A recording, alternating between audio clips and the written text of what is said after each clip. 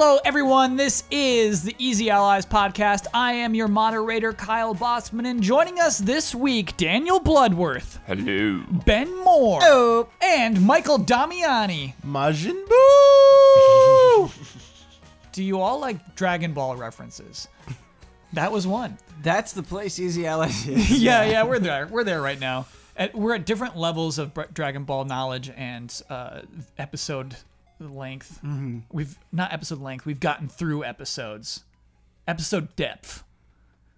Damiani he's the shallowest into Dragon Ball. You've seen almost nothing. If that's true. Why do you think that? Because he's only seen Dragon Ball Z and Dragon Ball. I've not watched any Dragon Ball. Whoa. Oh, Kyle Bossman. Oh, no. Oh, is that a correction? It's a problem. That's an issue.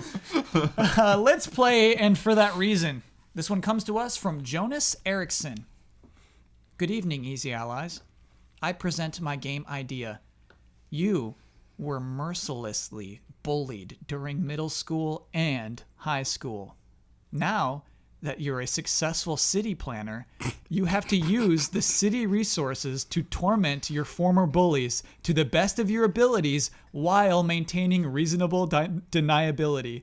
I call this game coincidental planning. So, who's in? One of the main streets near my house where we go out to eat and mostly to go out to eat. It's been through this ringer of construction projects of okay, we're gonna put bike lanes here. It's oh wait, no, that made traffic completely unbearable. Let's change it back. And so there's all this weird half-done stuff all over the road and everything, and it's just been a complete nightmare for everyone. And businesses have had to put up signs we're still open during construction and all this stuff. And so I think it can be very effective, and for that reason, I'm in. Ooh, Ben Moore. I think it's a promising idea, but what you're selling me is emotion, and I need to know before I invest what kind of emotion I'm going to be getting. So whatever city planning I do to torment those who tormented me, how do I get to relish in that torment? Do I get to see them? Do I get to see their reactions? Or do I just kind of have to guess how it's going on the sideline? I need more of a through line on how satisfying that's going to be. Right. And until you give me that, I'm out. Oh, I was prepared to give that to you, Ben. Oh, well, okay. So tentatively back in. Tentatively back in. So the way the game works, Ben, is because revenge is your only reward. Yes. Yeah, obviously we go into it. Yes. And there is a numerical value to your revenge. Right. And so you can watch it, you can put on a disguise and watch the pain of your former bully. And so you can go about that day walking next to that person to see how miserable they are. I envisioned being in an office and you're just kind of watching on some sort of weird video camera, and then an assistant comes in and you just click it off and you're like, yeah, okay, meeting time. I'm back in. Okay. If that has all been thought through, I'm in. That's I'm very in. Part of the design documents. Michael Damiani. I am intrigued. I'm intrigued by the concept of being a city planner, and that is how you are going to get exact revenge on these childhood or middle school bullies. Yes. Well, a little interesting. I guess I'm a little hesitant because I don't know why you'd want to. If you were a big city planner, I don't want to deal with these childhood bullies. What did he do? I don't really care about them. I'm someone important now. I need to be convinced that they're still troublemakers. I need to be convinced that they're still running amok. They're not. And bullying people, but They're they could be good people now. They learned their lesson. They are good people So now, you yes. are going to become the bully possibly by bullying them, by making their lives hell. I think it was a good knee-jerk idea here, but it needs a little bit more planning, and for that reason, I'm out. See, I envision the whole point is that you're just an awful person. It's a game. Yeah. You're not trying to necessarily relate to this person or think that they're right. They barely remember you, these people. Yeah. Yes. Yeah. Let us begin corrections. Jones, wherever you are, please begin corrections music. We had some theories about why Amazon the top selling games on the video games list are always gift cards. Oh yeah, there's a lot of A lot of comments. interesting theories. These are the leading theories that people in foreign countries can buy U.S. cards and then have U.S. accounts and buy U.S. games, and they can just do all of that through the cards. That's what I think is probably the reason why. I think it's all people outside of the U.S. buying these cards. I think that's the Damiani biggest reason. is giving us a very skeptical face. Okay. I mean, like maybe just going off by people used to say that that's why like an import game did well, like charted on like Weekly Famitsu for a month because everyone imported it from the U.S. Like they had to go buy PSN cards from like Everybody Asia. said that, Damiani. Oh yeah, they were like GameFAQs, a reputable source right there. Let me Kyle. throw some other ideas by you then. That if you get your credit card stolen, it's an easy thing to buy with it. Because then you have those, and then if you get caught, you're like, well, whatever, I got all these gift cards. Yeah, in-game purchases. That's like one of the number one things people do when they Right. get your credit card information. Finally, some people simply not wanting to give Sony their credit card info. Yeah, which I think is a good one. Yeah. Is there some kind of penalty if you your credit card gets canceled, or your credit card's no longer active and tries to bill you for something No. like that? It just it notifies Sorry, you. some like online games, like you get like banned or something, or if your credit Whoa. card like goes defunct and they try and charge you, and they issues a chargeback or something like that. Yeah, we do that with Patreon. Yeah, we do. Yeah, we penalize anyone. Yeah, I read those comments all the time on the exit like review interview stuff. And I'm like, yeah. who cares? Chargebacks, deal with it. Chargebacks are rare, that's a joke. We do not do know. that on Patreon. What game charges you if your credit card expires? Is it Final Fantasy 14? Yes. No one else Okay. knows what he's talking about. That's why. Moving on, Dark Souls Remastered is not being developed by From. It is developed by a Polish studio named QLOC, and an unnamed Chinese studio is making the Switch version. Still don't know what that studio is making the Switch version. Gotta wait for those credits. We won't know until the credits. That makes me really curious what's going to be broken then. Nothing will be broken. It'll be fine. I said the first time they did the Smash Wii U Invitational that they had random characters, because I remember them drawing names. They actually just drew the order. So basically they drafted which character they could be, and there could not be two dupes. Gotcha. Yep. And that's how that one worked. And maybe that'll be how the new one works this E3. At E3, the Xbox booth is going to be in a whole different hall this year. So if there's the Sony and Nintendo booths, those are going to be where they normally are. Yep. But Xbox is just in a whole other hall, the whole other side of the convention center this year. They're back in South. Yes. Okay. It's South and West, right? Yeah. Yeah.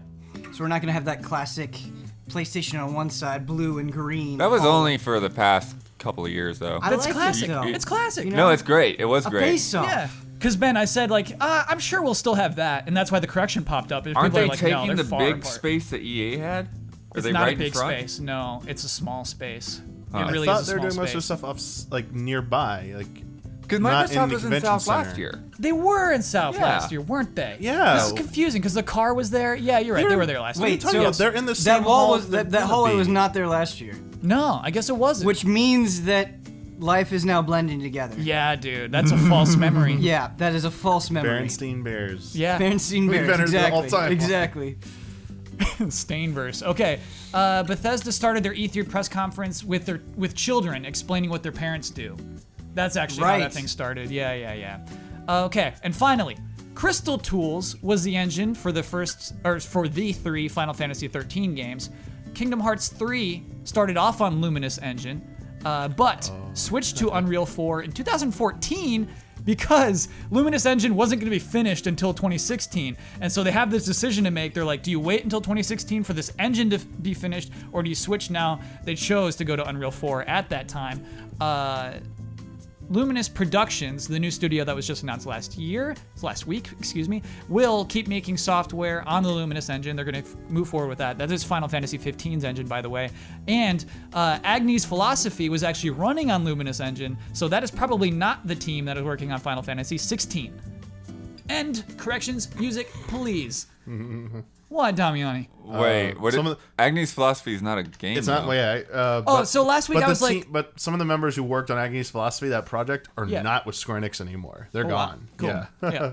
Yeah, well, I don't was know if that's a team. because basically we're talking about the possibility of 16 and who was working on it, and I was like, well, there was Agni's Philosophy, so maybe that There's team's working on it. And like, no, they're not. No one's working on Final Fantasy 16 right now. Nobody's working on Final Fantasy 15 16 DLC right is now. still going through this year. Yeah. So Tabata's team is working on Luminous Studio stuff, which so far has not been said to be Final Fantasy stuff. Yeah, it's a new IP. New IP. Yeah. Katase and Toriyama and the other like people who usually work Final Fantasy are tied up in 7 Remake. They're not going to be working on 16 with that going on. They don't have anyone to be really working on it right now. Like, you're not hearing about 16 for a while, Kyle. You got Kingdom Hearts 3 this year. You'll hear more about 7 Remake after, and probably in 2019. Yeah. You're not hearing about 16 for a while. Just buckle up. We got a lot more ports that, But somebody's destroy working old on games. 16 right There's now. probably some like people like doing whatever the first steps of like what we should. They're probably evaluating what they did in 15. Amano's making some paintings right now. Okay, yeah, the drawing. Yes, Yeah, the yeah. logo is being made Yes, right now. Yes. There's something being The done on 2 different 16 right now. logos. The Yes. one when you beat the game and it changes for you. It reveals I the am real curious logo. if they'll do like a hard reversal like they did with 9. Because this one was so like fantasy based in reality. Like if they'll go hardcore the other direction. Good question, Bloodworth. We didn't even talk about what 16 would be like. Yeah, I don't think they can go back to something like 9 and make it millions of dollars anymore. I think it's time we go back to 10-2, another J-pop crew. I think It's time. It's time. The It's market's time. ready. The market is the world is I ready. mean, I don't see why they couldn't. I mean, They could. If they made something that, looked like Ni no Kuni and had like all the Final Fantasy trimmings, like, yeah, I think that could work. It would not sell millions though. Why? They gotta sell 10 million, Blood. Sure. Baby stuff doesn't sell 10 million. No, I don't. I mean, I don't think it needs to be like baby stuff, but I'm just saying like a more animated look, a more fantastical Well, look. it's probably gonna have a character creator in it. That is a good bet. That is The a amount good of bet. work Will they put Final into Fantasy 15's 16 character? have a character Oh, yeah. creator? It will for sure. I think that is a good bet. I'll take the bet. Okay. I'll take it. That 16 will not have a character creator. I'll take that bet. So if it does have a character creator, you get to make my Final Fantasy 16 character. That will destroy you. Yeah. You say that 10 now. years from now. But when we get to that point, you're gonna be real like, sorry. this bet, we're gonna be like old men. We're gonna be like in like Inception. Do you remember that bet? Oh my god. Yeah. But if it does not have a character creator, you must do something with the main character of the game. You have to. I'll make you a full size printout of that character, and that full size printout of that character must be on your bedroom wall for a year. For a year. Yes. I had no idea where that was going. Yeah. Your bedroom wall. You're potentially ruining Final Fantasy 16 for me. I gotta keep the stakes equal. And you had Huber wear a shirt for weeks. Both times. I don't know how we prove this. How we prove it? What do you mean? It'll happen in like 2 years. No, I mean, No. Hey, Oh, if Damiani has the thing on his yeah, like were you Snapchat? When you stream, Yeah, it must be bedroom visible. every day. Nightly Snapchat. It must be there for a year. Oh my god. Okay, Damiani has accepted the terms. So, Okay. what we like to do every quarter on this show is it's one of my favorites that we do. We only do 4 of these a year. We'd like to do a rundown of all the upcoming games, talk about the release dates, talk about what's coming up. But I just realized we have some spicy news I should at least address before we get to that, because on this evening, we saw some rumors about PlayStation 5 already published on a website called Semi-Accurate. It costs Good name. $1,000 to read that article, $100 if you're a student. I was just thinking about that. Like, if one person buys it, you're set. Yeah. You're having a good. One person bought my $1,000 article. I'm having a good night. So we won't get into it too much. I did not spend $1,000 to look at that article. Basically, the juiciest thing coming out of that is that dev kits are out there for the PS5. So many that the author of this article even suspected that the PS5 could come out this year. I think that's nonsense. I don't even want to get into it. The GPU, CPU makes sense, and like there's nothing crazy about them. They look like the next step. So yeah, rumors have begun. just 2 weeks ago on this podcast, we talked about it most likely coming out in 2019. I still feel confident about that based off these rumors. So yeah, there it is. We talked about it, but I don't want to dig too much into that particular article. I do want to dig into the games of April. April? Yeah, man. That's where we're starting. Yeah. Oh, okay. What's wrong? Oh, I thought it was You thought you meant larger only than April. Yeah. It's Yeah. April right now. Yeah. We start with April. It's April right now. And basically what we do is, we'll go down in chronological order. The games that are coming out in April, May, and June. Okay. The panel will give us their toaster strudels and Pop-Tarts. Pop-Tarts obviously being the games that they're interested in, the games they think that maybe you should be interested in. Toaster strudels are the games that are just no good. You should probably keep away from them. Maybe. Just think about it. Pump the brakes on these games. Okay. For looking at this list, Yeah. toaster strudel just filled with doubt. Just doubt that I'm like the icing on that toaster strudel. I'm sorry, you saw multiple toaster strudels on no, this no, no. list? I saw one, Oh, okay. and I'm not saying that it's going to be bad or that Right. people shouldn't pay attention. It's that here's reason for skepticism. Yes. Yeah. The frosting could go wrong. Right. Yes. Okay. So on April 17th, big release, Yakuza 6, Song of Life. The Song of Life is releasing on the PlayStation 4 console. Got a pretty good review on Easy Allies. What did it get on Easy Allies? Actually, I don't remember the score off the top of my head. All right. 8.5, I think. Okay. All next right. week. That was Huber, right? Yeah. Yeah. Didn't watch the review for spoiler reasons. Yeah. So Ben, you're playing this game. Yeah, I need to finish off 4 and get through 5, but then yes, I will get to 6 eventually. Yeah. Yeah. Okay. Yeah. It's cool to see Yakuza back. It's cool. Not back. It's cool to see a surge of Yakuza in the U.S. Yeah. And so I'm excited to see how this does. Kiwami 2, not far off. Yeah. I mean, this is a bigger deal than Kiwami 2. Yeah. This is it, basically. This is the end of that main character's story. Kiryu. Yes. Yes. Kiryu. Kazuma Kiryu, yeah. Yeah. Damiani, do you think this game will perform well? Yes. You do? I do. Why? I think. Our review spoke very highly of it. I think everything you said. I feel like its trajectory right now is what Fire Emblem experienced a year or two ago when Nintendo started to get behind. Fire Emblem used to have the same fate where it's series is mostly just coming out in Japan. We might get one every few years of one of the random ones. It's that's real nice. Can we get some more of the You're games talking out here? post Game Boy Advance, even is what. Oh you're yeah. saying. Okay. Oh for sure. And then all of a sudden they're started with basically with Shadow Dragon on DS. It's whoa, we're getting that one. Then they just started happening. It was whoa, we're getting all the Fire Emblem games. It's no longer, you can't joke anymore. It's oh, it's only coming out in Japan. Mm-hmm. For the longest time, I really haven't played much Yakuza. I am not really the biggest fan of it, but I remember its history and its early the first few games is something that came out at a time when a lot of other big open world games were kind of grabbing the attention from it, even though they're not exactly the same games. They're It wasn't Grand Theft Auto. what? It wasn't Grand Theft Auto, and they hired. Oh yeah. That's why. I they think had a people bad have launch, misinformation, misconceptions about it Yeah. unfairly, and just lumped it in it's a Japanese Grand Theft Auto, which no. And people just didn't give it the time or day, and say it was all right, well, it still does well in Japan. We'll just keep doing it in Japan. And I think fans and consumers were just demanding it enough. Can you just give us another chance, please? Bring it out. Maybe you didn't do maybe you didn't market it as well, Sega. Do something different with it. Whatever they did, they brought it back, and now it's yeah, we got 6, we got Kiwami 2 coming out. Well, I think one of the smart things that they did was based on the fan feedback, is they opted not to do full localized voiceover. They Yes. stuck with the original Japanese, which cuts the costs way down. Yeah. And is actually appreciated by most of those fans.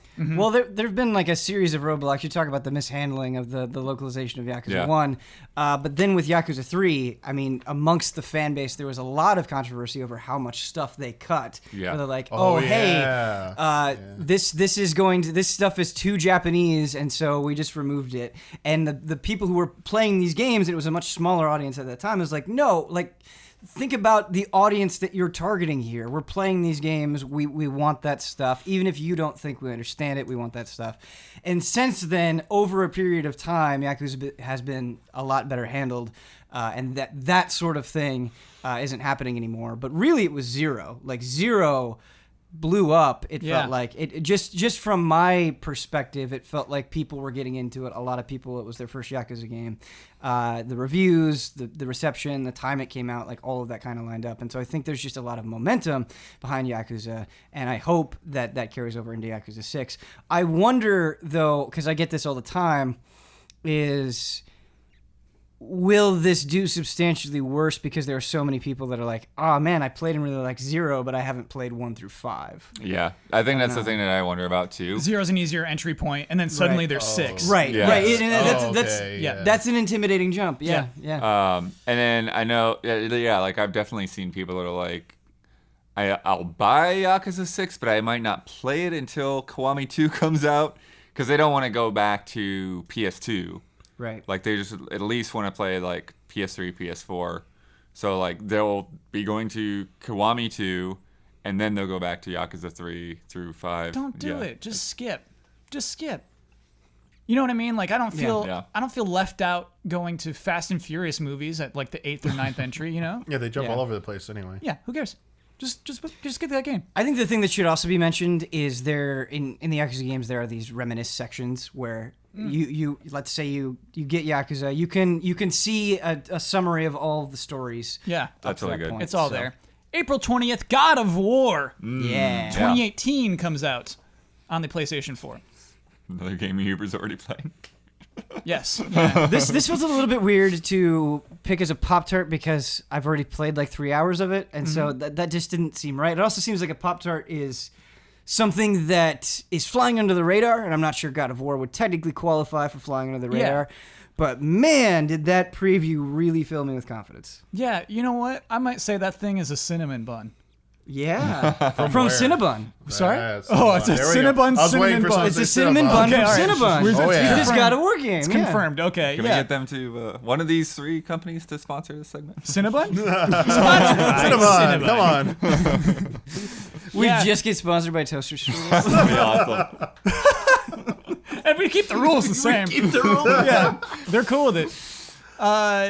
Yeah, Ben, I do get that impression. I'm kind of glad that preview happened because it kind of like I think eased some rising disease. What am I? Dissatisfaction? Yeah.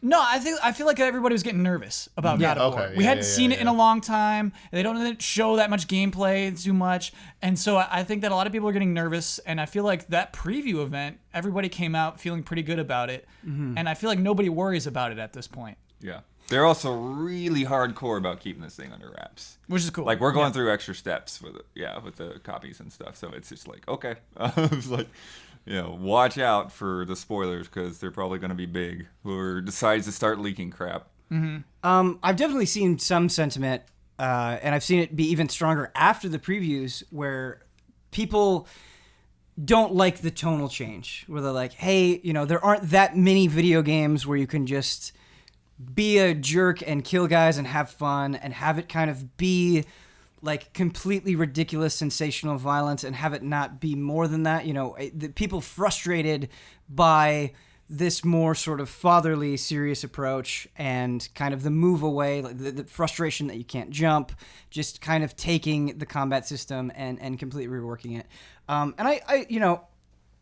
I understand that. I also remember right after Resident Evil 4 came out, there were people who'd be like, man, I've been with the Resident Evil series for so long, and this just doesn't feel right, but I still think that was the right decision. I think anytime you have a major shift, you're going to piss people off, and not necessarily that those people are wrong, but I personally would much rather see them do something new and big and bold like this rather than just...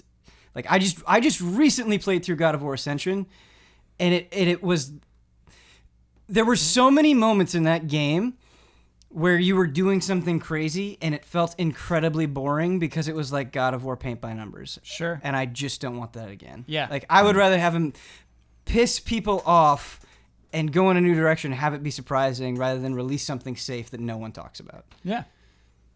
Yeah, so I'm excited about that. April 20th is also the date where Nintendo Labo comes out. Yeah. And, Blood, you're excited.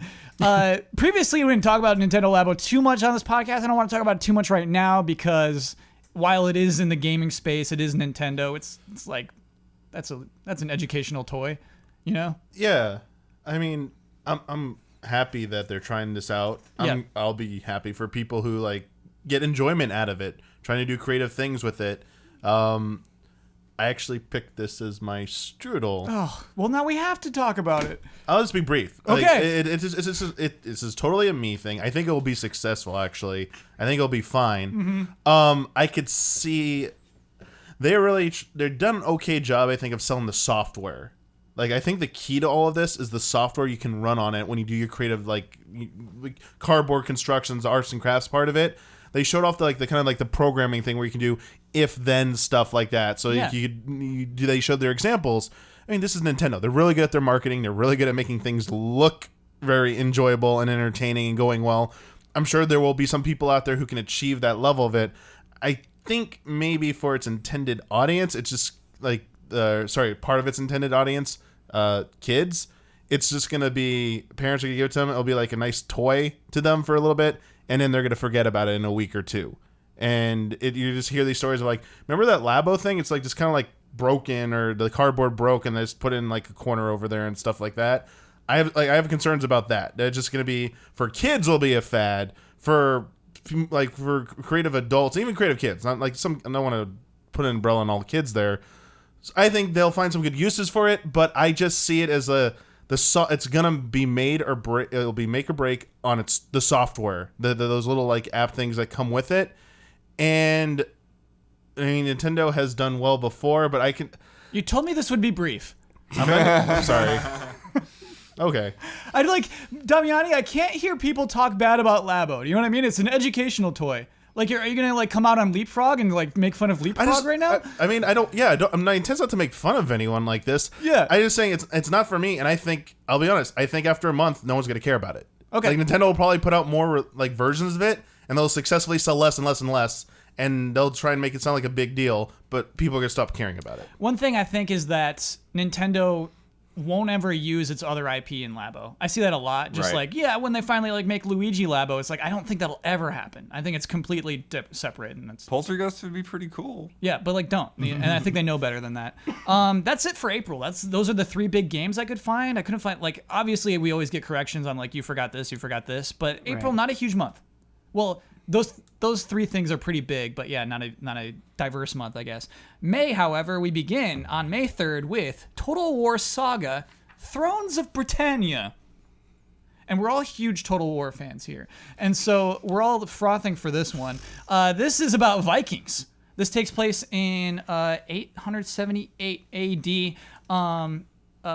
Basically, I think that's kind of cool is the time it takes place is where Britain is fighting Vikings and like Ireland is like, we want our independence, and so it's just like that kind of thing. You can choose who you want to play as, including the Vikings, and you can play out history that way. I feel like Total War in recent years has become one of like my biggest sins, where I'll go to a preview event and I'll play it. It'll seem really cool. Yeah. And then it's like, okay, I can't wait to get to this. And then something happens where it just falls through the cracks. And I hate it because I really love the idea of Total War and I like what I've played. Like, I still want to get to Total War Warhammer 2. And it's like kind of soul crushing being like, no, there's another one. And then they've got the Chinese one coming as well. Yes, Three Kingdoms. Three Kingdoms, yeah. yes. And that looks cool too. Yep. So yeah, I mean, it's always hard. I get criticized anytime I skip a Total War game, so it's there. We talked about it. Moving on. May 8th, Pillars of Eternity 2: Deadfire. That's my Pop-Tart. Ooh, that's your Pop-Tart. Why is that your Pop-Tart? Simply, never doubt Obsidian, I think. Okay, sure. I was really happy with Pillars of Eternity 1. That was a game that took a lot of what was great about the computer role-playing games of the day, such as Icewind Dale and Baldur's Gate, and really reminded us why those things were so beloved. It had a really fascinating world with really rich lore, really good writing. It really felt like your decisions mattered. But what makes me excited about Pillars of Eternity 2 is I think there was enough goodwill generated from the first game that it'd be easy to go like, well, here's just more of that. And I guess in a very broad sense that's true, but I love this idea of being on a boat and visiting islands and having conflicts out at sea. Like, that is a cool thing. That is a mobile base that you have. Like, that seems like a pretty big, bold idea. And just when they were showing off the game last E3, they're like, hey, check out this fight. And it's this giant, like, when you think of isometric battles, you think of kind of like this overhead view of these relatively tiny characters fighting, but you had like this huge colossus looking creature that you were fighting. I was like, oh, that's cool. That's exciting. I think it'll just be a good time. I think it'll be a good RPG. It's for sure a good RPG. Like you just said, don't doubt them. You know, it's just that kind of thing. Like, yeah, that's a lock. I think precedence is important. Yes. On May 22nd, we will see the release of State of Decay 2 on the PC and Xbox One. By the way, Pillars of Eternity 2 is PC only, and so is Total War Saga, Thrones of Britannia.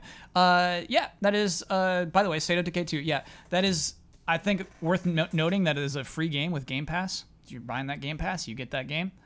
Well, it's included in Game Pass. Right. It's not free. It's not free. It's included within Game Pass. Yeah. There was actually a slight temptation to make this my Pop-Tart. Whoa. And I did not. Yeah. I want to hear why this would potentially be a Pop-Tart. Because I think State of Decay 2 is kind of one of those things that feels so inevitable that we're kind of sleeping on it. But I remember really being impressed by the first State of Decay. Like, yes, extremely rough around the edges. But the fact, to me, was I liked the elements that were there. I liked the building of the base. I liked the interacting with people. And the fact that you can do that co-op, I don't know. I think that is a talented developer that had a lot of good ideas in that first game.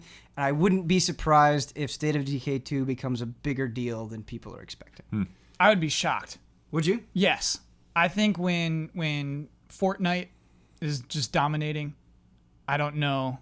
I mean, that's a zombie. It has a zombie mode, basically. You know what I mean? Mm-hmm. Where people are building and working together. I just like I can't see State of Decay 2 rocking the charts. Am I alone here, panel? When you compare it to something like Fortnite, like, yes, obviously extremely popular, but I just think the tone and the style of game is so much different. It has its tone. Yeah. Yeah. But I don't know if that's the tone when you're actually playing it. You know, the trailers can be serious, but then when you're three buddies trying to fight zombies, isn't that the beauty of it though? Like, I think there are a lot of people that want a game with serious trappings where they can just kind of go and goof around and have fun in. I get what you mean. That it's almost more fun to be these goofsters in a zombie movie than it is to be in a kids movie. I get what you're saying. Yeah. That kind of makes sense to me. I get you, Ben. Yeah, I just I don't know. I don't know what the audience is for this. I mean, I kind of feel you there, but at the same time, I've definitely seen that fervent fan base that is really looking forward to this game. Okay. But I'm kind of there where like even though I've not been in a Total War series, I totally understand where that's at. Even though I've not been into Pillars of Eternity 1, I understand what Pillars of Eternity 2. But State of Decay is like one of those things that's nebulous, and I'm like, what exactly is about it that people are looking forward to? But I see it. I see the excitement out there. Yeah, it's basically survival's the fun part of this, right? Like, we have limited resources. We have to work together to not die from zombies. Right. Yeah, so my memory of State of Decay 1, and there's actually a stream that Brandon and I did playing it together, because he wasn't feeling it either. I wish he was here to talk about that. Yeah. But yeah, it is surviving, but it's not. It's like sort of this cross between like what you would expect from like a PC survival game with like a little bit more character and story thrown into it, where it's not just about the systems. Like, you are interacting with people with their own motivations and goals, and you kind of are learning what they're all about. But it also has all of that, where you are crafting, you are trying to survive, you are trying to make the best use of resources in kind of this open environment. And I think it's really easy to just kind of groan and roll your eyes and go like, oh, another zombie game, oh, another survival game, but they're still making those that are doing really, really well. Yeah. Like, for as much as people complain about this concept, people are obviously still into it. Walking Dead still does really well. Sure. Yeah, exactly. Yeah. All right, Ben, you made a case. Also on the 22nd, Runner 3 is coming out on PC and Switch. That's Bit Trip, right? Yeah. Yeah, this one's just called Runner 3. Which I I think think the is second one was probably just called Runner 2. Okay, cool. That makes sense. yeah. Neither one of those things makes sense to me.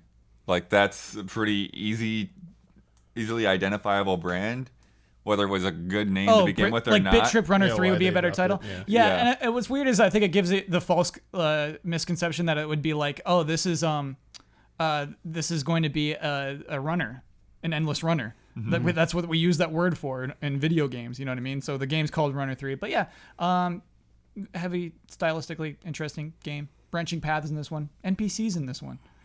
Yeah. Wow. I guess you like pick up little quests from them. You do things for the NPCs. Yep. Yeah, just trying to imagine going from one to that. It seems like a huge change. Yeah. Admittedly, I didn't play or follow two. Well, So I'm not two sure had what they a- introduced like that. 2 got nuts as well, just Okay. stylistically. Yeah, it was a sharp change in terms of how it looked, which I did not like as much. Right. Yeah, it seems like the one thing I wouldn't want to change is like the aesthetic of that Right. game. It was so good. Shoot, did I they, did did a they mess boss the music fight. a lot? There's a boss fight in Runner 3.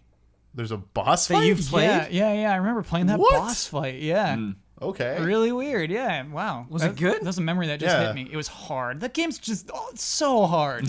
I feel like that's a game that it seems hard at first, but the more you play it, I mean, I'm talking about one here. I don't know about Yeah. 2 or 3, but the way it uses the sound cues, like you just start to pick up on that so well. It like trains you so well with that. Yeah. That I feel like you hit this point in each level or like each series of levels where you just pick up the rhythm, and you don't. It's not necessarily that you're going on visual cues; it's the audio cues as well. Like the first game does a fantastic job with its audio cues to help you out. There'll be parts that visually look insane, but if you just like listen to those beats, it's like that, and like you just feel so good when you do that. You Yeah. feel like such like a pro player. Yeah. Yeah, it's a cool game. Detroit is coming out on May 25th. Detroit Become Human, that is. That is, of course, Quantic Dream's next game. That's pretty soon for Yeah. Detroit. And that is my toaster strudel. There's also my toaster strudel. Ooh, double strudels. Ooh, this is some tasty Double strudels. strudel? Yeah, I didn't, Sponsored by. I didn't see that coming. Because Ben even said prior to this, man, we're all gonna have the same toaster strudel. I would I'm not never surprised pegged it. that- Wow. Yeah, I'm Okay. not surprised. Why is this a toaster strudel? It's funny because this is a game that I've spoken positively about based on my Yeah. experience playing it, but when you extend that, right, I think Quantic Dream games, and I said precedence is important. Pretty much every Quantic Dream game that I've played, Heavy Rain, Beyond, especially Indigo Prophecy, there are parts that I like. There are moments that I really like. There are ideas that I really like. But when I look back at like the whole game, I think, boy, this part really jumped the shark, or this didn't make a lot of sense, or why did this character do that? Or man, that ending was anticlimactic. Like I always have kind of this bad aftertaste in my mouth. And You think it's coming? Yeah. Yeah. And so when I think about the preview for Detroit, there were things that I really, really liked, but when you slot that into an entire story, especially now that you have multiple characters, all with their own motivations, and those motivations may conflict, how do they align? Like, that's my big question, is this going to come together into a really good overall story? I don't know. What if- I'm doubtful. What if, like, in the last third, Willem Dafoe shows up as an alien? Right? Just like, And the thing is, you're you gotta joking. deal with this now. It's like, all right. You're joking, but if you look at the story of Quantic Dream games, yeah. that's not that outlandish. Right. Blood, why is it your toaster strudel? I think the thing is like this is a game where like I look at it and I look at the potential of it and I look at like all of those branching paths and like, yeah, this is it. This is awesome. There's all this space to work with. But then at the same time, it's like this space is all of these different places that it can go wrong. That it can just totally go off the rails. And one of the reasons that I have some doubts still is because of my experience of playing this game before at E3. where, all right, I feel like I'm everything's going all right. Like I've got this. I'm kind of following this. I'm on the edge, but like, okay, I think I'm doing well. And then there's almost like what I felt like was kind of like gotcha, and it's like, oh, the whole thing's over. Like I was doing well, but what was the gotcha? What was the gotcha? What happened? I don't remember exactly what it was now. But it was like I just made a girl choice where like all of a sudden like the whole thing was just blown. I hate that. I hate that when that happens too. And it's like I gotta like reconstruct. Well, but you can't even do that in right. Quantum Creek. You just games. move on. You just move on. It's like okay. So I was just like, do I want to repeat the whole game and all those steps to get the perfect playthrough that I want or whatever? It's kind of this. There's a weirdness to that. Yeah, I never, because it always does seem like there's a good ending. It's like, here's, you have all these options in the world, and it's like, but there's a good one. That's kind of stuff does bother me. It's like you're making the wrong choices as opposed to you're making your own choices. I get that. What, Damiani? Oh yeah, for sure. No, like I want to echo that. Like that. I'm not as down on Detroit maybe, or I don't have as strong of concerns. Mm-hmm. But my biggest concern with this game is just the amount of choice that's been shown off in every preview event. Like at least for me, I feel like a pressure to like that there is even though there's not supposed to be, that there's an intended way. Like there's like best outcomes. I feel this all the time with Telltale's games too. Like when I get an outcome, like my mind just says like that probably shouldn't have happened. Like this need to go back. I feel like these games are best when you just go with it like that. Mm-hmm. Yeah, things are just gonna happen. Like it's meant to emulate that kind of feeling of like that spontaneousness that you can't always just guess right. Like just go with it. This is the nature of the game.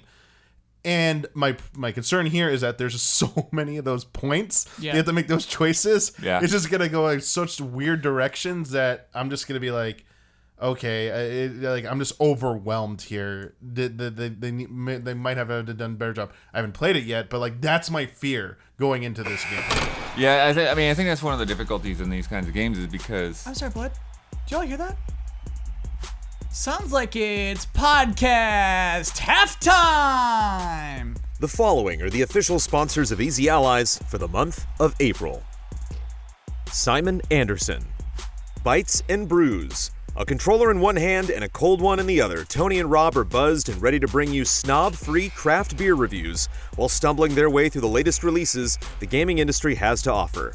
You can check out their slightly incoherent content live on Twitch or at your leisure on YouTube. They're social drinkers, so don't hesitate to reach out through Twitter, Facebook, and Discord. Just search for BYTESNBREWS. And remember, it's BYOB. Cheers. Hogue Law Business Law Firm. Whether you're starting a business at level 1, stuck fighting the dreaded fundraising boss, or finally cashing out with a well-earned high score, you need a good business lawyer at your side. Rick Hogue started Hogue Law to bring more than a decade of experience to companies like yours, and is proud to support the Allies. Check him out at hoeglaw.com. Mango.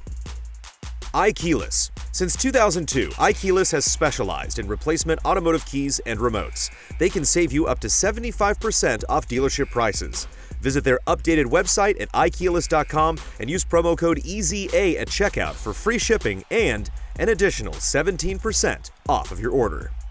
Elphanis. Scorn, an atmospheric horror adventure currently in development at Ebb Software, set in a nightmarish universe of odd forms and somber tapestry. Go to scorn-game.com for more information. All of these links are available in the description. Thank you to our sponsors. Thank you, Jones. It is now time to talk about June 2018. Beginning on the 5th, we have 3 big games on the 5th. First is Blaze Blue Cross Tag Battle coming to PC, PlayStation 4, and Switch, aka My Toaster Strudel. Whoa! Yes. What? Okay, Kyle. Yeah. What? Okay, Why? Kyle. Yeah. Why? Why so cruel? This is a 2v2 tag team fighting game from Arc System Works. Ooh, that sounds good, right? Using recycled characters from Persona 4 Arena, Blaze Blue, and Under Night in Birth, and also 4 Ruby characters.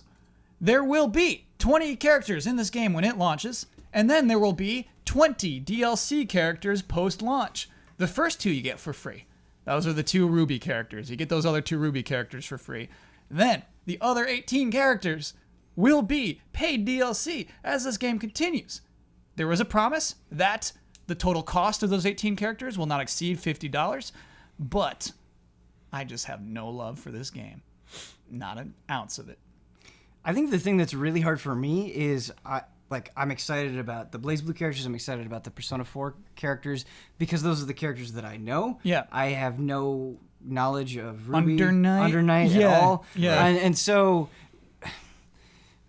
when you're asking me to pay for a bunch of characters that I may not know, that I don't know, just the whole thing, it's a weird mashup for me personally. I think when you have a mashup, you want to be excited about most of what's in there. Yes. Not just some of what's in there. It doesn't feel like an epic matchup that had to happen. It felt like these are the IP we own. Right, and Yeah. I think the Sure. important thing Yeah. to say is, one, Arc System Works fighters are obviously very fun. Yes. Like they again, precedence matters.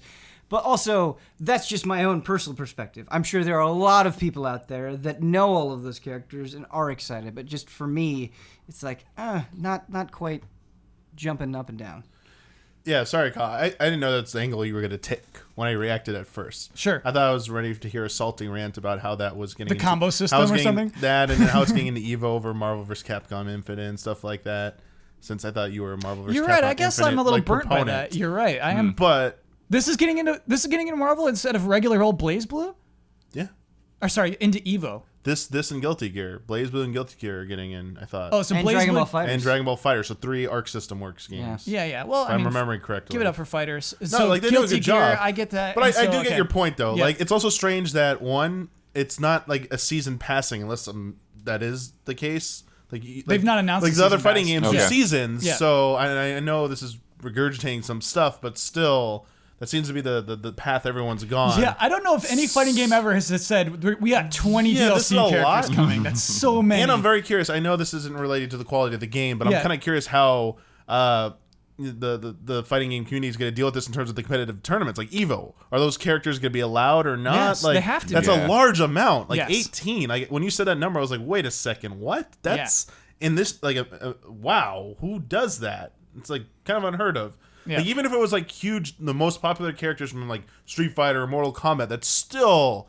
You'd see headlines about that, like 18 Mortal Kombat characters And- are paid DLC only for Mortal Kombat 11 or something. The thing that is so unexciting about it to me is Arc System Works they work really hard on their characters, Yes. right? Oh, yeah. But it also makes it really hard to create new ones. And so I don't think there's going to be any other besides Ruby original characters put into this game. It's just going to be like, well, we got that other character from Persona you like, we got that other character from BlazBlue that you like, and now they're in this one with the same movesets, with the same looks and everything like that. I gotcha. Well, And I so also feel like one of the reasons, I mean, there are definitely going to be like people that are Arc System Works fans that like dive all in on this.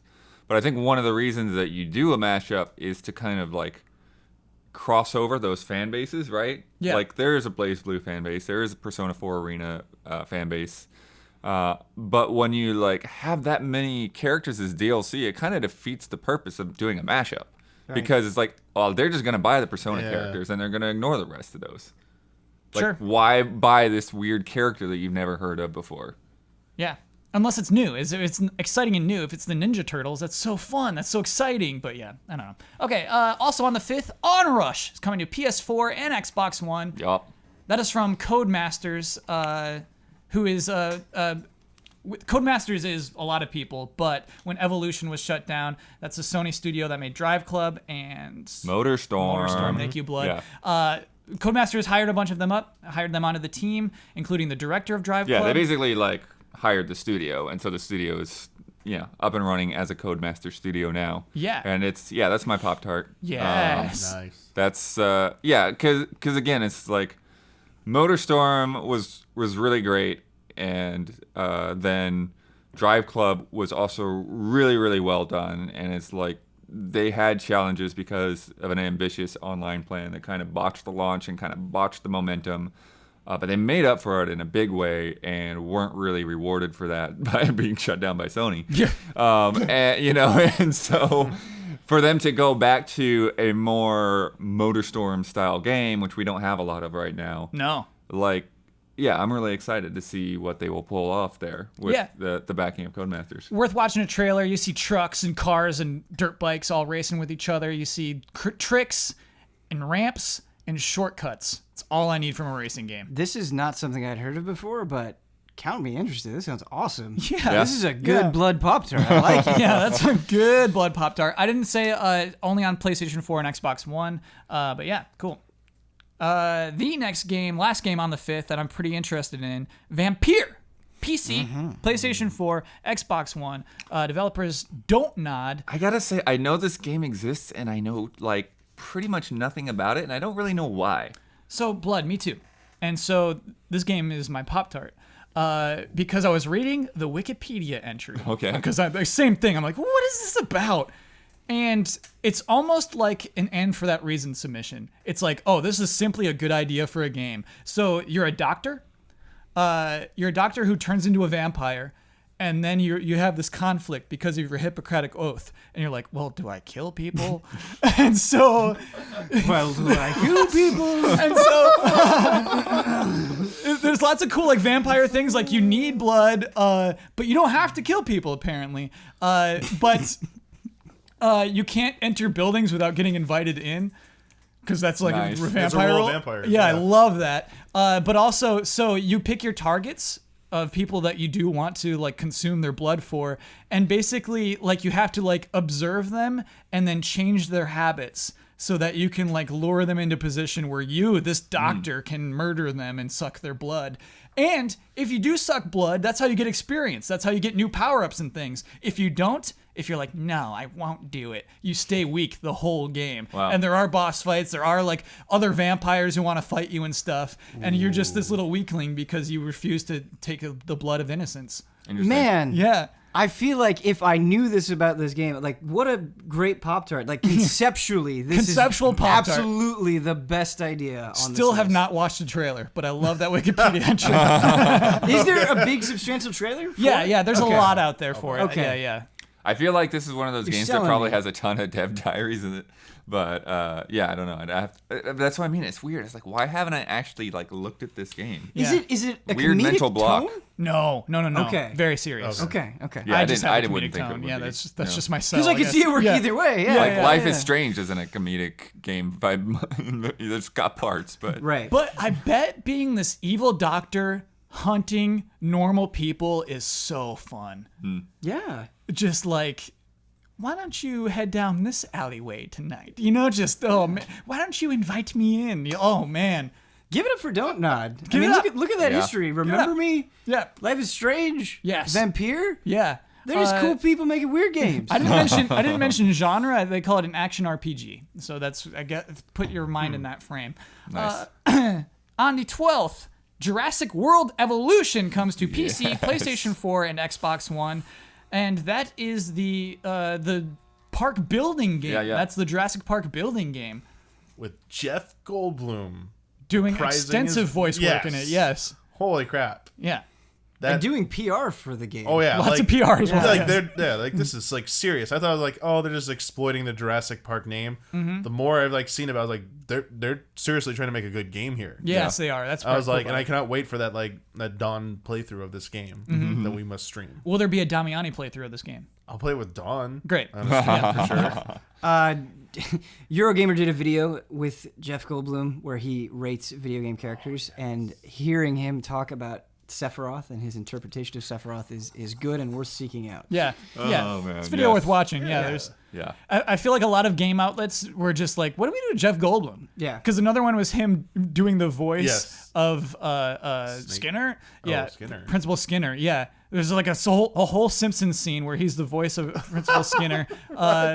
Yeah, and Superintendent Chalmers is like at his house and he's like, here's steamed hams. Anyway. Oh yeah, the Steam Hands. Yeah, ridiculous. Like, why would you? This is a professional interview, but we're Sorry. like, hey, we Yeah. only get Goldblum once in our Right. lives. we gotta go for it. Yeah. Yeah, the best one. Yeah. Someone had him do the snake voice, and they did like the Really? dun dun dun dun, and he's like snake, snake. It's so good. Yeah. It's so good. I wonder, like, if the PR team prepped them, like, hey, you can go nuts. He's agreed to anything. I wonder if they said that ahead of time. I just wonder if like the press gathered outside after the whole shindig and like, what'd you do with your Goldblum? You'll see on Twitter. You'll see. Cute a secret. We're gonna get more likes. On June 15th, probably the biggest game we're talking about tonight, Lego The Incredibles. So this is basically a new Lego game from TT Games, Warner Brothers. based on Incredibles 1 and 2. And imagine. Have they done a Pixar thing before like this? They've done a lot of like Marvel and all that, but I can't remember. Harry Potter. You know what, Bloodworth? That's fair. This is significant in that term. You're right. There's no Lego Pixar film. Yeah, you're right. Okay. Yeah. Hey, it's unprecedented. Yeah, and I think that, while there is obviously some things that they can use from like the Marvel abilities, I think it's a really fun franchise to be able to put into Lego. Like all those different powers work right in there. Bloody, you've torn down my cynicism. You melted me, man. You're right. Why be critical of this? It's going to be fun to be the Incredibles. On June 22nd, Mario Tennis Aces. I almost made this Me my too, Pop-Tart, man. Me too. I thought I'd be did. selling out. I thought it'd be a sellout choice. I will sell out that. Pop-Tart. Wait a minute. Why is Mario Tennis Aces a sellout choice? I'm just going with Kyle's bit amazing. because I like to make It's a Kyle sellout happy. choice. No, He's what does selling that out. even mean? Actually, it really isn't because No, it really isn't. because the last one was so The GameCube. Yes. Sorry, the Wii U yes, one. the Wii U yes. one was so poorly received. I think some people just are like, okay, the series is either done, they're not coming back to it, or they need to come back in a big way. So when you see Mario Tennis on a headline of the Nintendo Direct, you're like, okay, what do you got for me? What are you Yeah. going to win me over with? And they just like blew everyone away. Like they blew me away with the amount of stuff they're putting in this game. The amount of depth they're putting just into the basic like tennis match system, like the shots. I remember you at first got like, oh, I've seen that before, the color stuff. Yeah. And they did like the aim shot and then like the stamina meter where you can like either do like a special shot, but you still have a chance to parry it. So it's like risk reward going It's on. like a fighting game. It's a super meter, basically. It's like Yeah. intense with the Yeah. like the amount of strategy you can do. That's all in one mode. It's like, oh, but if you like the traditional stuff, here's the simpler version. If you go online with that, oh, there's a story mode. Love Like, that okay, story a mode, story yeah. mode. Then they show off like, okay, I'm on board with this. And the amount of time they spent on it in the last direct, like just going over everything in it, Nintendo, I think, realized the mistakes they made, and that this Yeah. is still could be a very big thing for them if they just treat it right. Well, so I I see mean, it as a huge comeback. Here's the thing: it's a tennis game. Putting that much time on a tennis game Yeah. should be really boring. Yes. and it wasn't. Like every new thing they brought up, is like, this is freaking cool. That's true. Yeah. Easy allies. Going after that Mario Tennis Aces money. Those sellouts. Sellouts. One last thing before we move on. I think it is super important when you have a thing like this to show a new character, and I think Chain Chomp is it. I think they nailed it with that. A character that you haven't played as ever in a Mario game, and so I think that's a sell. That's like an easy sell. That was a good move. The last game we're talking about, June 29th, The Crew 2. It's coming out on PC, PlayStation 4, Xbox One, and that is an open world racing game. Yeah, Yeah. Fun to say. good stuff. The Crew 2. The Crew 2. And another one that's fallen into Ubisoft's recent strategy of let's actually give them time to finish the game. Yeah. Wasn't it going to come out last year? Maybe Or early but this year. It was early this year. Yeah, yeah, yeah. originally. Yeah. Yep. And they delayed it to make it good. Yeah, I'm trying to remember the first time we heard about this. 'Cause they certainly let them take their time on this.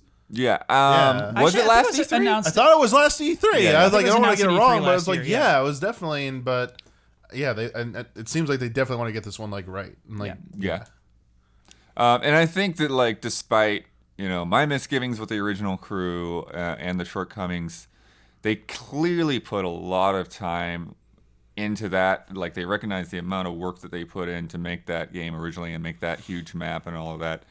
And they kind of reinvented that game over the years as it went on. And, like, I didn't get to jump back into it, but I kept seeing, like, all of these DLCs and everything that they were doing. How did they reinvent it? Like they just like had a whole like other like pack. There was like a whole different like mood to it rather than the crazy cop story. Great. It was serious. yeah. It was a very serious drama, the story. It sucked. It sucked immediately. Now this one, I'm still not sure I understand the thing that they were doing with like the folding world or whatever. But just the races that I've done have been great, and So you've played Crew way 2. yeah and way better than the handling in the first game, and just that little toggle to like swap between like car, boat, or plane just instantly like feels good. feels good to just like jump with a car and like, okay, turn into a plane, keep going. You know, it's like, yeah. The car turns into a plane? You can instantly swap into any vehicle. I did not know that. It doesn't like turn into, it doesn't transform. It just kind of like, okay. Mid-race or just open world, you're just transforming? Probably depends on the race. Yeah. Most races are going to be one thing or another, but commit. like when you're exploring, Man, yeah, that's you can cool. swap. Wow. Yeah. Okay. Cynicism gone. Yeah, you're melting more cynicism off of my face. Oh yeah, I was think of a Terminator. I was all over cynicism with that game until I played it. Cool. So that is our Games of Spring rundown. Before Love and Respect, I want to touch on one more news story that happened this week that I thought was pretty interesting. Middle of Earth, Shadow of War is removing its microtransactions. Ah. Yes. Okay. You can no They've longer... got all the money they need. Yeah. You can no longer use real-life money on gold, but also you can't use loot boxes to get party members anymore. Right. Yes. No more orcs stuck in chests. Orc is the word I was looking for, yeah. And so they're just taking that out of the game. This is a case of just too little, too late. Yep. Like, Basically. we were saying this about like Battlefront 2 when they just announced their stuff. Like, Yeah. they're too late, guys. And Yeah. it's like this is even later. I It's do like, kind of wonder like how much of this is based on like, well, nobody's buying it, so just take it out. Yeah. It's just it's We a can good get a headline. We yeah, can get that's- a boost on yeah, our like that's 30% the off business sale. Cynical right Yeah. there. We drop below a certain line. Just announce this. because it's a good guy move, right? It's a good thing to do. It's the right thing to They do, got nothing right? to lose. If it's Yeah. not selling anymore, it's done. Who cares? But And just I was gonna read the whole like their whole explanation. I won't because we're already way over it. But like they're not owning up to it. Basically, they're saying like, "Hey, we just realized that this kind of messes up the lore." we listen to Yeah. your feedback, Yeah. and we hear you loud and clear. I thought about this in the shower this morning. It's actually not right to have these in the game, so we're taking them out. Wait a minute. That is, They would never do that in the Lord of the Rings. You guys, that's basically it, man. that's basically that entire Yes. franchise right Wait there. a right minute. now. I mean, come on. We actually found out a passage in Tolkien the didn't do Silmarillion that. was a fan fiction article. We just ran with it. It's time for Love and Respect.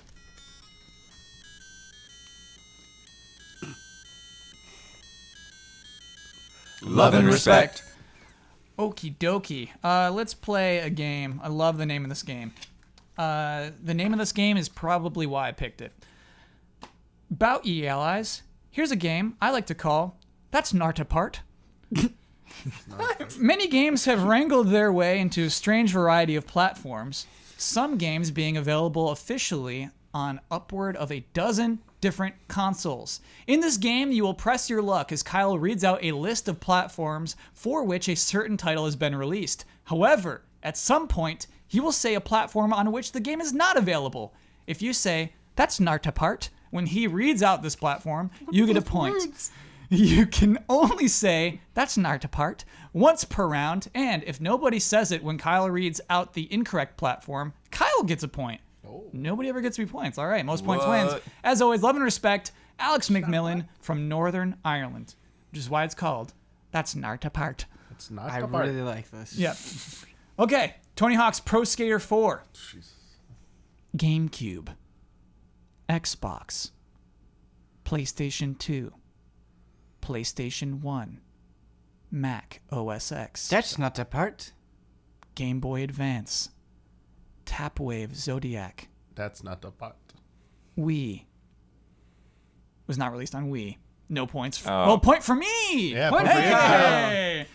Sorry. Released on What So is that's that? kind of weird. What is Tapwave Zodiac? What is that? I- yeah, what is I that? thought, I thought it was a there made-up needs to system be- or something. So I was like, well, I'm just gonna get. Yeah. No, I I mean, figured if that was in there, it would probably was on there. Yeah, But pull the I feel trigger. like I don't know. It's weird. There's no space to thought they were psyching us out. I gotta play actually the make PlayStation a, 1 make a version guess. of that. It's just kind of weird to jump in. I feel like I remember seeing it on PlayStation. That's 1. crazy. Yeah. That is absolutely crazy. All right. Final Fantasy 3. Famicom. What? Sorry, go ahead. Okay. Oh, you mean which version? No. You mean the real Final We're Fantasy? talking about 3. because we just said No, Famicom. it We're doesn't- talking about the doesn't real matter. one. Yeah, It doesn't matter. Yeah. Nintendo DS. PSP. That's not a part. iOS. Windows Phone. You, listeners do not get to see Damiani's expression, and you're missing out. Ouya. That's not a part. WonderSwan. That's not apart. That's not apart. It's Not really on not Wonder, on WonderSwan. and it is on Ouya. Yep. Yeah, How the heck? Okay. that's a point for Ben. Not on WonderSwan. Didn't make it. All right, Doom, and we're talking on the original Doom. Oh, Oh, every platform in history. Except it's not. but it's okay. All right. It's not on Switch. MS-DOS, Super Nintendo, PlayStation 1, iOS, PlayStation 3, Xbox. That's not a part. Xbox 360, Game Boy Advance, Sega 32X, Atari Jaguar, Sega Saturn, That's not not part. apart. 3DO. I get a point. You both said that's Sega. Saturn? It's on the Saturn. What? It's on 3DO. It's on Acorn Archimedes. No idea what that is. iPod Touch and Gamecom is the thing it didn't make it onto. Gamecom? I would have bid on Gamecom. I would have bid yeah. on Gamecom. Yeah. Yeah. Heck is that? All right. Because I think there was Duke Nukem on Gamecom. There was. That's where the confusion would come from. Yep. All right. That's knocked apart. Oh, God. What was all right. Resident Evil 4. Oh, no. Okay. GameCube. Yes. Not necessary. Come on. PlayStation 2. Wii. Xbox One. Xbox 360. PlayStation 3.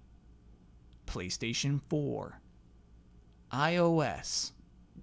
Samsung Android devices. Zebo. The hell? PlayStation Vita.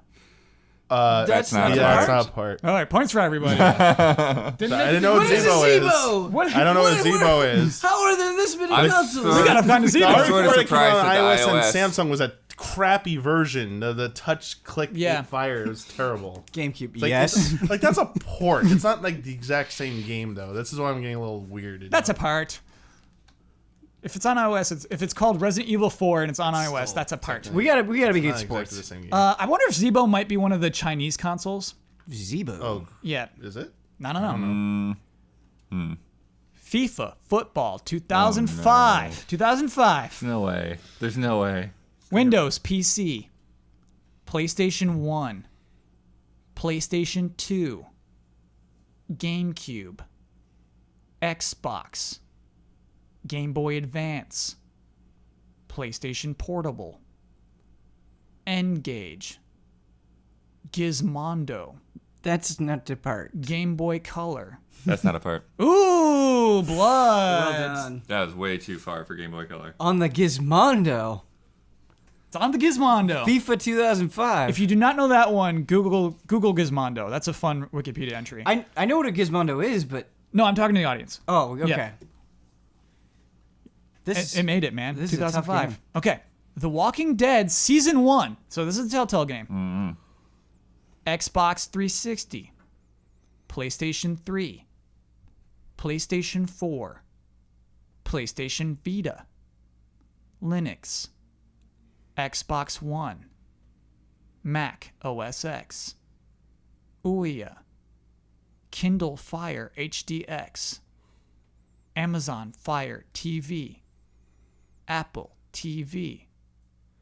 That's not a part. I was about to say it. Too You slow, got it. Damiani. get You it. got to be on that. Sorry. Holy cow! What? It was on. There's no way I would have known. Although it was what's on an Apple It was TV. on iOS. Amazon and Kindle, but didn't make it to Apple TV. I Yeah. think Apple But- TV has weird restriction stuff. Okay. Okay. All right. Okay. Good to know.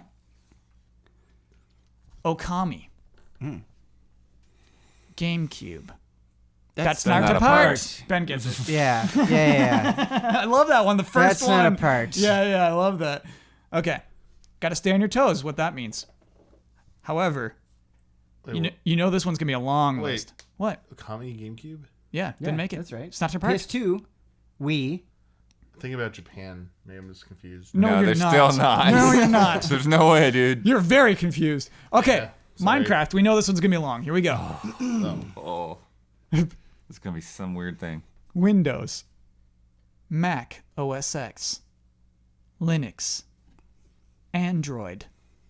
iOS. Xbox 360. Xbox One. PlayStation 3. PlayStation 4. PlayStation Vita. That's not a part? Nintendo Switch. New Nintendo 3DS. Wii U. Apple TV. Amazon Fire TV. Windows Phone. No.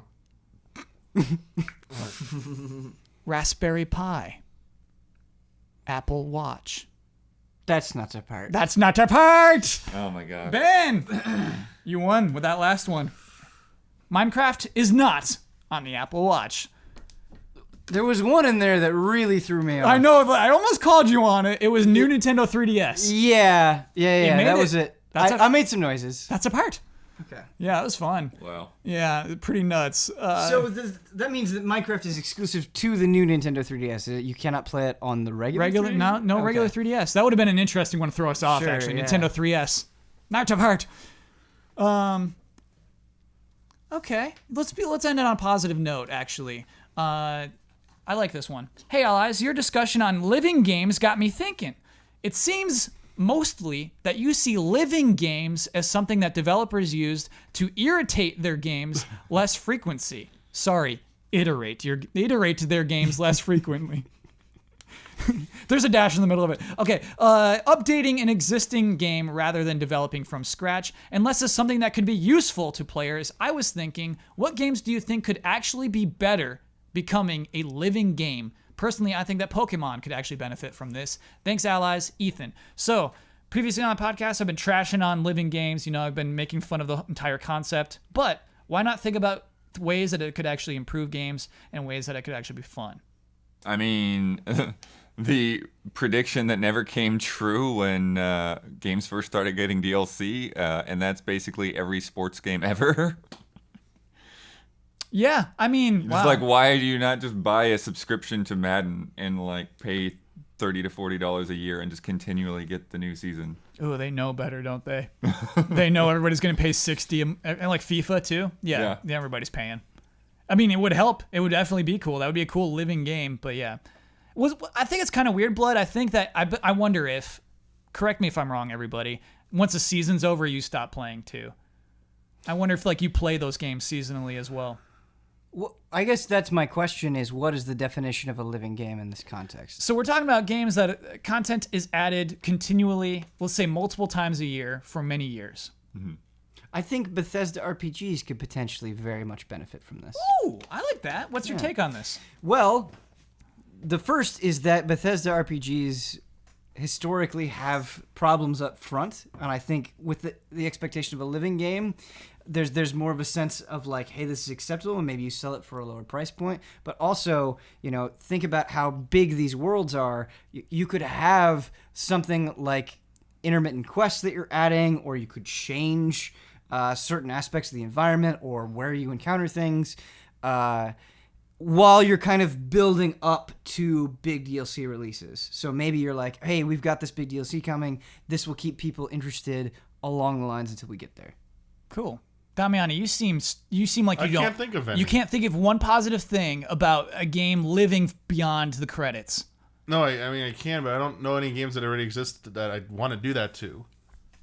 Honestly, like I was thinking about like, okay, well, like maybe like one of the older, like Final Fantasy 13, like they made 2 spin-offs and stuff. Why can that be like a game they updated for like several years and stuff? Like 50. I mean, that's what they're doing. Like Final what they did, Fantasy basically what they 15. did with 15. I Yeah. was like, I don't know. I think What they doing at 15 is such a I don't know if mess. there's enough they could have done to fix like 13, but like maybe they could have. Like they've done it before. Like they just need enough time. Like they did it with 15. It took over a year to do it.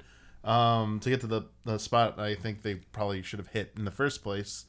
But I don't know. I'm trying to think of like not to like fix something that already came out, like something that could. I'm trying to think of a different answer where something like is already pretty good, but like it could benefit even more greatly from that. Yeah. That wasn't like an RPG though. Like, What about God of War? God of War is coming out soon. Would God of War benefit from like, oh, hey, that path is open now. I can go that way. No. Really? Like, I just don't think. Yeah. Like action games are games are like the ones I don't think need that. Like I was thinking like maybe Devil May Cry like balance patches something like. Is that really something you had to do? Balance Balance patches does not count. Yeah, it's like that doesn't count. So I'm like, what do you like? They're adding new weapons. So like, hey, we got a new weapon in Devil May Cry this week.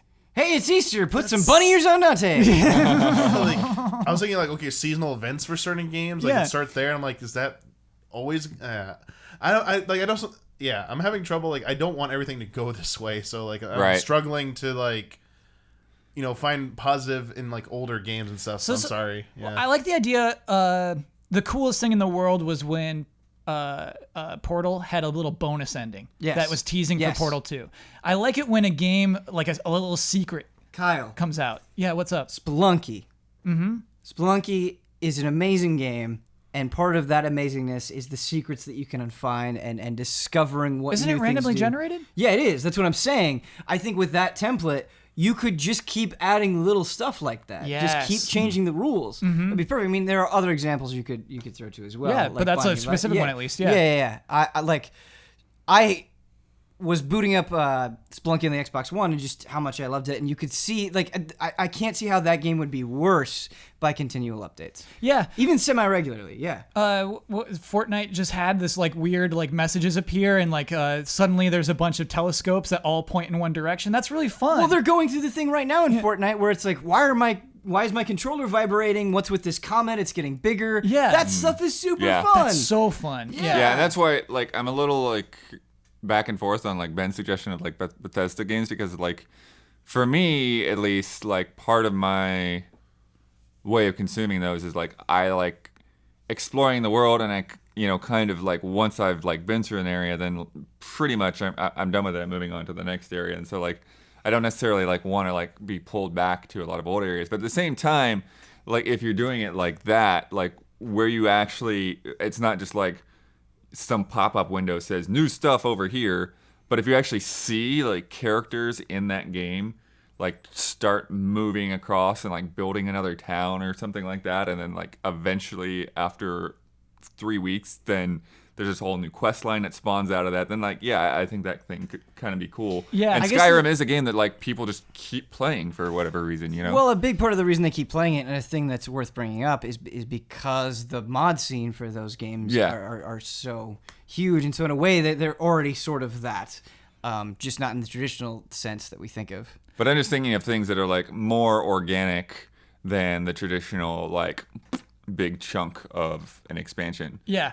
And also Although I more love organic than like expansions. randomly generated quests, like an infinite number of quests. That's so joyless to me, So like, Yeah. I think Ben's thing is a really good solution to that. But think about something like Skyrim, right, where we were talking about this joy of finding secrets and the developers being able to get in there and like somebody sees something in this new Bethesda RPG that are like, hey, what is this? And you have kind of that fervor of people trying to figure it out. I think that's fun. That's not just another quest. That's a new thing that can exist with this format. Yes, Damiani finally found one.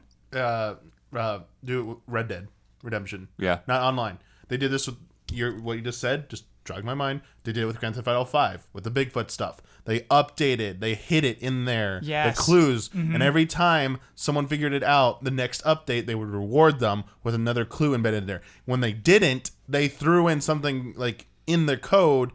A better hint? They threw in a hint that like tried to direct them to like, hey, maybe you should be going over here and figuring this out because they would stumble. That type of thing is kind of Buried cool. gold, my friends. So Sea of Thieves could be one that they could possibly do something Sea of with. Thieves that. is a living They game. That's like what it is. But like they could use more of that, like with the Yes. Pirate King thing. If they just people Yeah. are finally undoing, like that's more of that stuff that game could definitely use. But like Red Dead specifically, I know Yeah. it probably have the Red Dead Online and all that. But the main game, they could totally have that kind of like breadcrumb trail for like over a year or something, just leading players off, and the payoff just has to be worth it. But they've proven they can do that. I mean, what's weird is they're even doing this with Super Mario Odyssey. It's Right. like there's a little Luigi that was not here when the game launched. What was it? It was like a little 2D sprite Luigi that gives you a bunch of coins. Like if you use this map, you can find it. That's nuts. Yeah, I mean, the balloon update is basically that Yeah. as well. Yeah. Like Mario Odyssey is almost a living game. But that is a creative way of doing it. Yeah. Like, Yeah. yeah. And I yeah. think it really works. Like, I don't think that's something that I would have wanted to have there when I first played it. I know people that buy the game now will have it, but it is kind of cool to, like, have that incentive to go back into levels. Right. It came at yeah. the right time, yeah. Yeah. Imagine, Damiani, imagine if suddenly, like not even announced, like somebody like finds Majora's Mask just on the ground in Zelda. It's like, oh, it's here. Like, how cool would that be? You know, like like updating games can be really cool. I mean, that line of updating, I'm okay with. Yeah. And in Luigi's Balloon World type stuff like that's okay too. Yeah. I don't think they can do enough of that over time to like keep that like a quote unquote living game. It's gonna come to an end sooner than more sooner than later. Yeah. I was thinking when we're talking about Mario, I'm like, okay, let's go back to Galaxy. Because Galaxy 2 is pretty similar to Galaxy 1. Like, could have been an expansion. What if they had the technology then and the business structure to do, hey, here's Galaxy, came out 2007. Every month after, one of those worlds from Galaxy 2 that ended up in Galaxy 2 would have been released every month after that. So there's going to be like, where's this path in the galaxy go? Oh, to this world. So just take all those and spread over like a year or two. Would that would satisfy the living requirement? It's hard to justify because like you should be paying for that. That's enough content at the point where like you should be buying. Oh, with this living stuff, I also I'm back and forth about whether you pay for it or not. Like an update or right. If it's free. Weird because like Destiny 2, people they're constantly adding to Destiny 2, but eventually you're gonna have to buy a big chunk of a new expansion. I feel like the hardest part for me, Carl, is just at some point I just want them to go to the next game. Yes. Like I want like the cutoff point. I'm concerned that some companies will drag this on too long and thinking it's a way to just extend a game's life, and it just burns people out when they should have just like moved on to the next game. But I mean, why Ubisoft is doing this now is they burned people out by putting out too many games in Assassin's Creed case. Oh, yeah. And so they're like, hey, let's just make this one live for the 2 years instead of putting out one every year. And I think that they're finding a benefit to that. For sure. Like, well, and they're also doing like seasons on like all their big competitive games right now. You know, like Rainbow Six, Wildlands. They just announced the year 2. Cool. I did not know that. That's really interesting. And For Honor, they're talking about the next season of stuff. So and it's Division obviously has a lot of legs. Yeah. So I think that but at the same time they are talking Division 2. Yes. So it's like they can kind of live side by side, and I think it's figuring it's so out how fun that works. because like Division 1 is actually promoting Division 2 now at this point. You know what I mean? Like the things will carry over, and you're finding like things that'll like lead into it. That's such a fun thing to do. You're right. Damian is right. Eventually you have to cut it off and make a new game. But yeah, I think it's fun to let things kind of like sneak things in there. And Ethan's right. I think Pokemon would be a sick living game. I think it'd be so fun. Better than what they did. With Ultra Sun and Ultra Moon? Yeah. I'm still burnt out by it. Still burnt. Okay, let's talk about bets. Next week's bet. Game Informer informed us today, on Tuesday, April 3rd, that on Wednesday, April 4th, we will get the release date for Spider-Man. Looking real PS4 good. game. Yeah, let's look. Oh. I had my mind on Kappa Jones and then streaming, so I didn't get to watch it yet. Okay. Bloodworth. What we're betting on is what that release date will be. Our listeners, no, we do not. It has not yet been announced. So we're placing a bet on what we think that release date will be. Damiani, what's it gonna be? I said September 4th, 2018. September 4th, 2018. Okay. This is intense optimism. Sure. August 21st, 2018. Okay. Those of you guys late I summer, was nice. not like happy here. That's not intense optimism in my book. That's pretty optimistic. Go ahead, Bloodworth. I was saying the first week in November 6th. Oh my goodness. How Hal optimistic picked are July. you? Are you didn't ready he? for this? Hal Yeah. picked July. Are you ready for this? July. Oh, June. June 17th. Wow, you went June. June 17th. Wow. I hope you're right. Well, It is I coming out definitely have June the tail locked 17th. up. That's like It's actually not, that date doesn't work, but I wanted to get like a between date. Let me lock too those soon. in. Oh, you wanted to hedge. That's both not intense sides. optimism. I tried to hedge a Sunday and a Tuesday. That's funny. Yeah. Kyle. I hope you're right. Yeah, it's happening. Don't worry about it, Ben.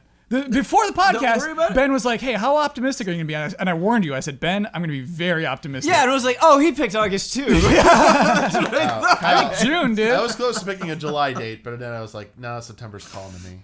I didn't don't- have a chance to Almost like like- look almost at their July. release schedule, but I was having a hard time thinking about like what Sony actually has like. I was fall. so sure it was going to be a November game. And then like this Game Informer's like, we got the cover, and it's like, oh, it's going to be it's going to come out soon. It's happening soon. I am really invested to see tomorrow Yeah. what that date is. And by the Okay. way, they're releasing the PlayStation 5 in the fall. right. Yeah. Gotta get it out before that. They have to get it out before the Makes PlayStation sense. 5. Didn't think about that. Because of those Yeah. advertisements The PS5 2 years ago. HD remaster. Sorry? I'll have a PS5. Yeah, HD yeah, yeah. The remaster. Spider-Man HD remaster will come out in September. 4K Yeah. remaster. Everything. Oh my gosh, we are gonna get that, aren't we? Yeah. Everything's gonna be 4K remasters. No. Yeah, do you think they'll call them 4K versions? Or, like, I think remaster's out. You can't call it remaster because it's just like, I already own Last of Us Remastered, you know? They so can. Let's do a Blu-ray 4K edition. Yeah, 4K Everything will be edition. called 4K edition. That's a The good Knack guess. Collection. Oh, they're 4K coming. edition. We won't never get away from them. Last week's bet, I typed Fortnite into YouTube and I opened up an incognito window so it wouldn't be Okay. swayed That was by smart whatever for you more want. People were reasons. asking about Yep. that. Yep. I'm going to click on the third video down, Oh, jeez. so live streams did not count. yeah. How many views will that video have? Jones bet 2.2 million. Oh, that's Ian bet 3.2 million. Brad bet 3 million. I bet 590,000. The video I clicked on, third one down. Legendary guns removed from Fortnite Battle Royale from the creator Ali A. Yep, that's gonna have millions of views. Do you know this person? They make like a ton of. You can say Fortnite it. You can say the videos. S word. Yeah. The actual views is 3,176,097. Wow. Right between Ian and Brad, but Ian is closer with 3.2. So Ian gets a point. That brings us to Red Grouse 5, not here. Gorgeous Gorilla 6. Droopy Eagle 5. That is fun. Let's talk for a second about patreon.com/easyallies because if you are a patron of the Easy Allies who gives us $5 or more a month, you get this podcast 2 days early every week. And so that's pretty cool. And if you give $1 a month, you can watch Trailer Jones. You can watch Jones's high school musicals from Cup of Jones this morning. So yeah, we should explain that. Yeah, $1 you get access to a Patreon exclusive show called Cup of Jones, in which Brandon Jones just talks to the audience, answers every question sent his way. No, not every question. Oh, pardon me. A selection of questions, but He yeah. answers a long, but it's It still is a like lot. two It's about hours, 2 hours what? every week. Yeah, Yeah. sometimes he'll be like, I got 13 pages of questions. I'm like, And that's not even all the that's questions. not all of them. No, it's not. Okay. I will say you have a better chance of Jones answering one of those questions than you do a love and respect Much better question. Yeah, chance, your yeah, odds yeah. are really good getting on that.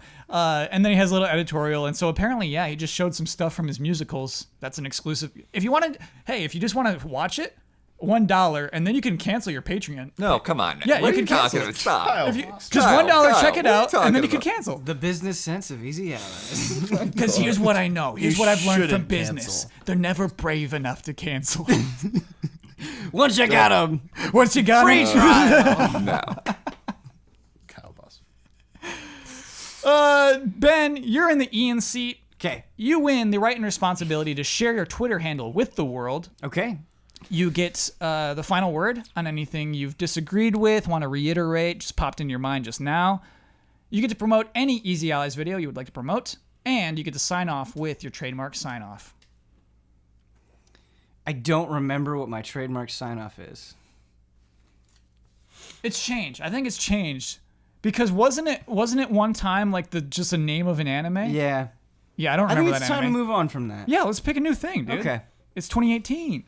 It's 2018. Mm-hmm. It's 2018. Don't start with a sign off though.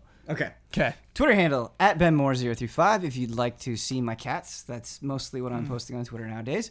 The video I'd like to promote, this is honestly like a video I've wanted to do for more than a year. I did a Don't Skip on Rocket Knight Adventures. Yeah. And that game is wonderful and it makes me very happy. And I've woken up like the last 2 days having Rocket Knight Adventure music stuck in my head. And I think it's a fun video. I think Don did a very nice job with the edit. And it is only on Sega Genesis. It's not.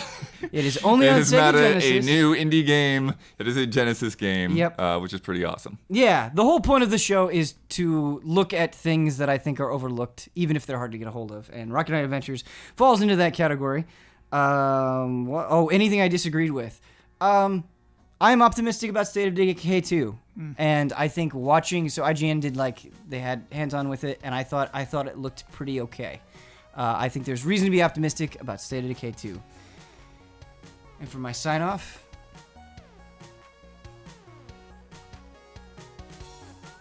Sophie is our ruler.